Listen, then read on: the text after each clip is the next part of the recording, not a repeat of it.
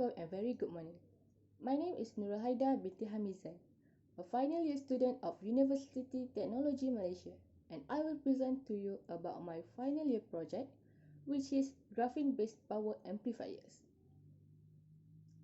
In the last decade, graphene rapidly emerged as a potential candidate to replace silicon in the next generation of electronic circuits due to its outstanding electromechanical properties.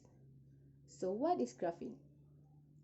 Graphene is a one-atom thick layer of carbon tightly fit together in a honeycomb structure.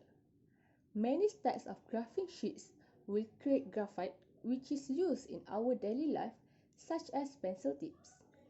Graphene earns the title God's material because of its astonishing properties. Graphene known as a world's strongest material.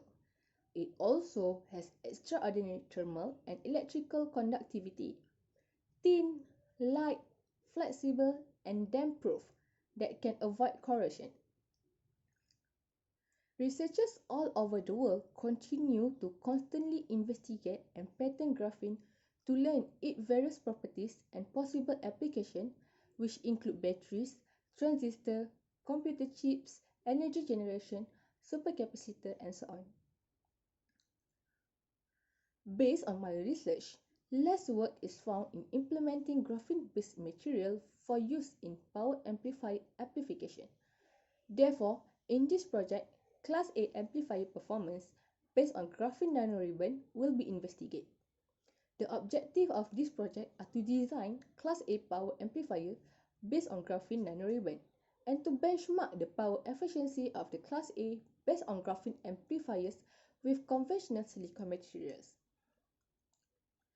Class A power amplifier that use conventional silicon material is a type of power amplifier where output transistor is on full time and the output current flows for the entire cycle of the input waveform. Class A power amplifier is the simplest of all power amplifier configurations. They have high fidelity and are totally immune to crossover distortion. Even though the Class A power amplifier have a handful of good features, they are not the prime choice because of their poor efficiency. Since the active elements are forward biased full time, some current will flow through them even though there is no input signal, and this is the main reason for the inefficiency. From the graph, it is clear that Q point is placed exactly at the center of the DC load line, and the transistor conducts for every point in the input waveform. The theoretical maximum efficiency of Class A power amplifier is 50%.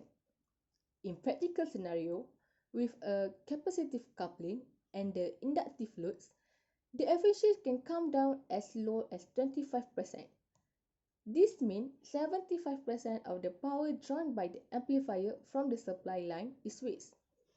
Majority of the power waste is lost as heat on the active elements. As a result, even a moderately powered Class A power amplifier requires a large power supply and a large heat sink. We hope that the conventional silicon materials was replaced with graphene. The efficiency of the Class A power amplifier will be increasing and can be used for the high power amplifications. That's all from me. Thank you for listening.